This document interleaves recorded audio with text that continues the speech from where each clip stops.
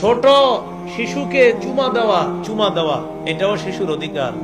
সহিহ বুখারী 5997 নম্বর হাদিস। রাসূলুল্লাহ সাল্লাল্লাহু আলাইহি সাল্লামের সাহাবী আকরা ইবনে হাবিস রাদিয়াল্লাহু তাআলা তিনি বলেন, ইন্নালি আশারাতাম মিনাল ওয়ালাদ মা ক্বাবালতু আহাদাম মিনহুম। আকরা ইবনে হাবিস বলেন, আমার 10 জন সন্তান, আমি কাউরে চুমা দেই না।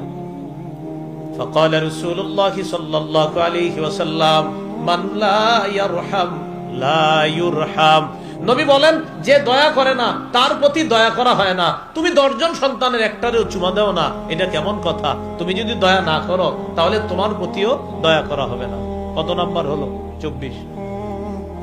25 নাম্বার, ফল অথবা ভালো কিছু খাওয়ার সময় শিশুকে অগ্রাধিকার দেওয়া। শিশুকে ইযা উতিয়া রাসূলুল্লাহ সাল্লাল্লাহু আলাইহি ওয়াসাল্লাম বিবাকুরাতিল ফাকিহা।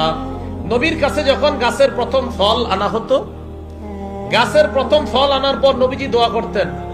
এই ফলকে চোখে লাগাইতেন, মুখে লাগাইতেন, এরপর নবী দোয়া করতেন, আল্লাহ প্রথম ফলে বরকত দেন, এরকম শেষ ফলেও আপনি বরকত দেন। এইভাবে দোয়া করার পর নবীর পাশে কোনো শিশু থাকলে ওই শিশুকে ফলটা দিয়ে দিতেন খাওয়ার জন্য। আল্লাহ রাসূল এইভাবে শিশুকে ফল দিয়ে শিশুর মনটা খুশি করে দিতেন, তাকে খাবারের ক্ষেত্রে অগ্রাধিকার দিতেন। ফল আনছে নবীর জন্য, দিয়ে দিতেন শিশুকে।